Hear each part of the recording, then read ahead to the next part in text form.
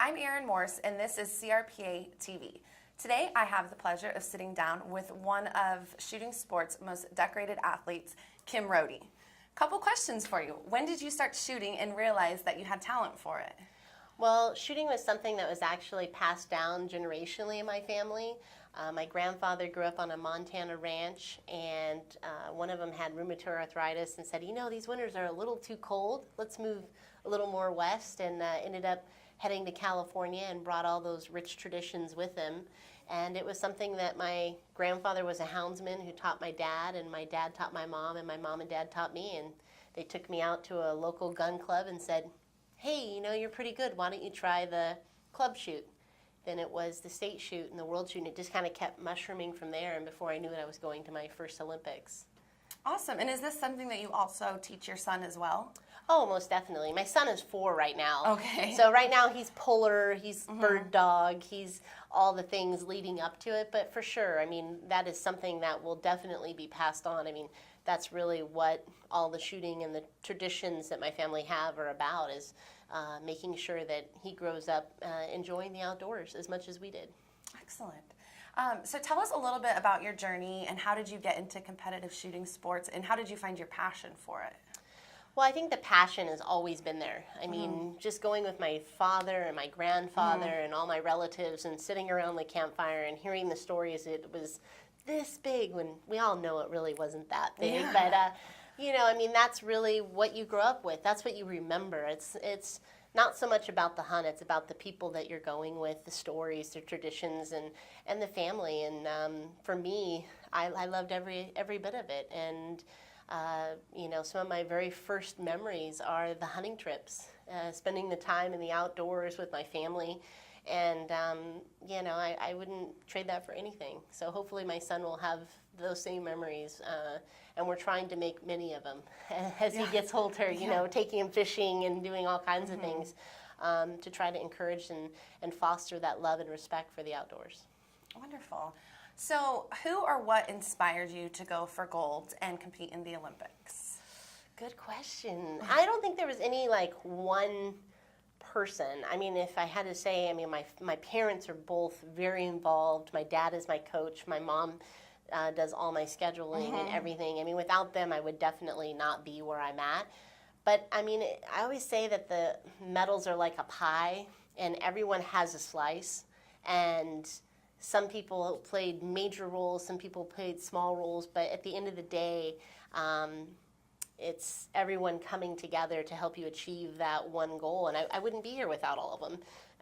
So it took a lot of people. There wasn't any really one particular person, you know. But I will say that my grandfather was a big part of my inspiration in the outdoors. He was very unique individual, quite the character, and used to say that this isn't a dress rehearsal, and you only get one shot at life, and you got to do it all. So I kind of try to live by that and do as much as I can and fill my hours to the max, maybe a little bit more Don't we than all? most. But yeah, I would say probably my father and my grandfather.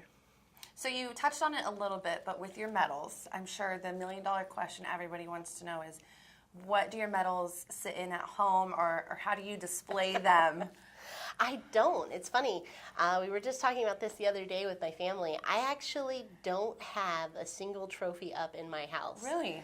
Yeah, I am not a person that does it for the trophies or the medals. I mean, yeah, they're nice, but it's more about the journey and what it took to get there, overcoming the obstacles and the people that I met along the way. I mean, I think that's what you remember. You don't remember what you shot, you know, 100 matches from now. It's more about the journey, and for me, those are just memories that you keep in your head. And so I don't have a lot of those trophies. Those are all at Dad's house, because, you know, dads, they kind of float around. You know, we have a hard time keeping them down on ground zero, but as all dads are supposed to be. That's the way it should be. Right, and your parents are very proud of you. Of course. So it makes sense. Of course. So tell us about your experience as an Olympian, and just kind of how that whole journey was, and competing and all of that, and the excitement that went along with it. We could be here for a while. I mean, I've been competing now for about 29 years competitively. So my first competition, I was about 10 years old. I went to my first Olympics at 16. I turned 17 5 days before my event, and that was in Atlanta, Georgia. It was in July and August. I remember how hot it was. But it's funny the things that you remember. I remember the opening ceremonies. It was one of the first opening ceremonies I ever been to. I remember all the athletes lining up, and the crowd was cheering, USA, USA, and the athletes were cheering it, and we were having a wave going from front to back, and at that time they were like, go, go, go, and we were just marching into the opening ceremonies, and it was just incredible how much the audience affected us and touched our lives, and vice versa. It was just the pride of being an American, and it was really at that moment that you realize that you're representing your country, what it means to wear the red, white, and blue on your back, and what it means to be an Olympian and to go, and what an honor. And it was a very humbling experience, and that's something that has always really stuck with me.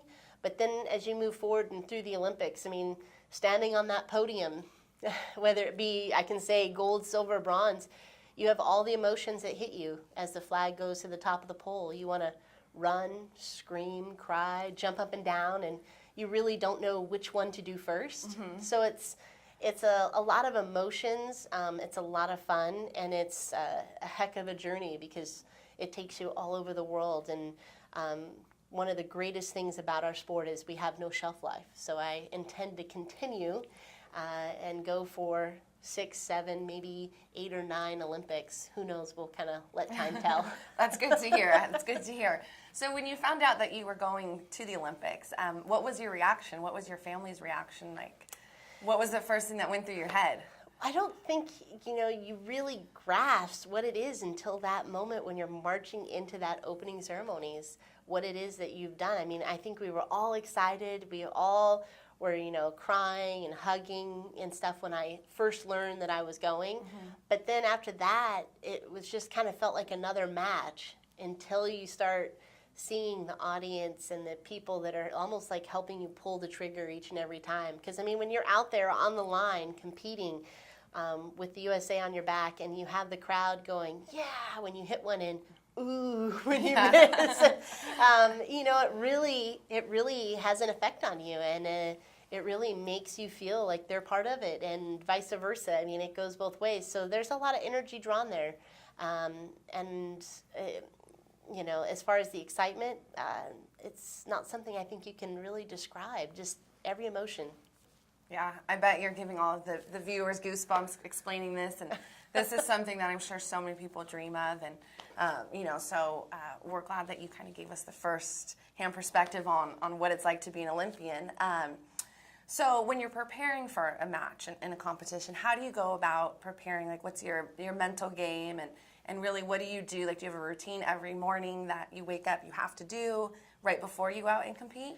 Well, I'm not very superstitious, so I don't have like any kind of routine. I am kind of by nature, I like to do the same things, but it's not a must for me. But usually, I like to go and talk to people. I like to try to listen to music, calm myself down. But also at the same time, I kind of feel like my training prior to the Olympics allows me to have that comfort and that, calmness going into a match, because I know that at that point when I'm at the Olympics that there's absolutely nothing more I could have done to change the outcome. I've done everything I humanly can, and now I'm going to let the chips lay where they may. Mm-hmm. I'm either going to win or I'm not, and I'm good with it either way. I did the very best I could, and at the end of the day, that's all you can do. Exactly, right. So what goes through your mind when you're competing? Nothing. No. It's like, it's hard to explain. When you're out there and you're on the line and you're in the zone, as people say, you can't really hear anything around you. You can't hear the crowd too much. I mean, you do hear them cheer and stuff, but you really are just listening to yourself breathing, your heart beating. I mean, everybody hears it a different way or has a different, feeling when they're in that zone. For me, I'm not paying attention to lead or whole point. I'm just kind of like walking. You know, you don't think about right, left when you walk down the Right. street. You just kind of do it.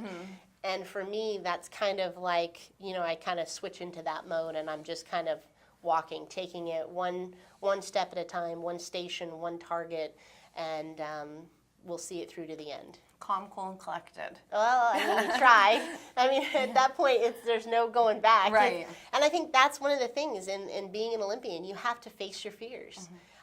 If you have any fear, any self-doubt before you step on the line, you've already lost. Right. So you have to know that when you step out there, that you can win, that you can achieve that gold, or that you can, you know, bring it home for the United States. If you have any doubt, you've already lost. And so there's a lot of preparedness that goes into having that state of mind before you get to that point of, you know, standing there with all your competitors. Right. Because when you're standing there and they start announcing, you know, for example, in 1996, they were saying, you know, Susan Kirmar from Germany, position such and such and score, you know, and they're saying, you know, world champion, and, you know, how many world records she's won, and they go through listing that on every one of the competitors that you're shooting against. That doesn't help to calm you down. So you kind of have to reach a point with yourself where you're competing only with yourself, and that know that you can win no matter what these other ladies have out there. Right. And it takes a lot to get to that point. And I have to admit, you don't always have it. You just have to work through it. Yeah. So we all know you are a champion shotgun shooter, but when you aren't in competition mode, what do you like to do for fun? Oh man, everything.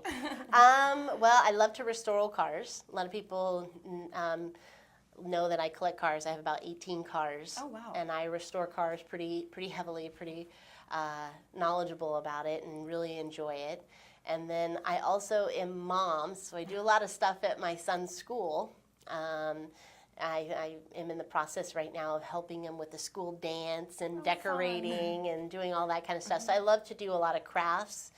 And I also work really heavily on genealogy, so my family tree. So I'm really into like the history and, you know, the old family photos and the DNA and, you know, doing all that kind of fun stuff. Awesome. So There's I'm a kind lot of of sides to eclectic. you. Yeah. And I also love to cook. So I think that kind of goes hand in hand with the hunting and the fishing and the outdoors. My grandmother was really big into canning and making jellies and jams, so I really enjoy doing all the pickling and the canning and jellies, jams, all that kind of good stuff. So yeah, that's kind of, if I'm not doing one of those four things, I'm usually working or, you know, shooting or doing something, you know. You're busy. Fun. Yeah, very busy. Very, very busy. So you've had an impressive career so far, but I know you mentioned, you know, you are going to continue competing and just kind of see where the road takes you. But, you know, what's your next chapter? Like, what do you foresee your life after shooting is done? Well, you know, I haven't really thought about it too much because I really don't see that yet. Oh, okay. You know what I mean? Yeah. It's not something that I'm really thinking about. I mean, we have Tokyo in 2020, Paris in 2024, and of course, I have to go to LA in 2028. Right. So, I mean, as far as like what the future holds, who knows what happens after 2028. But, you know, I would say I will always be shooting. I will always be active in the outdoors.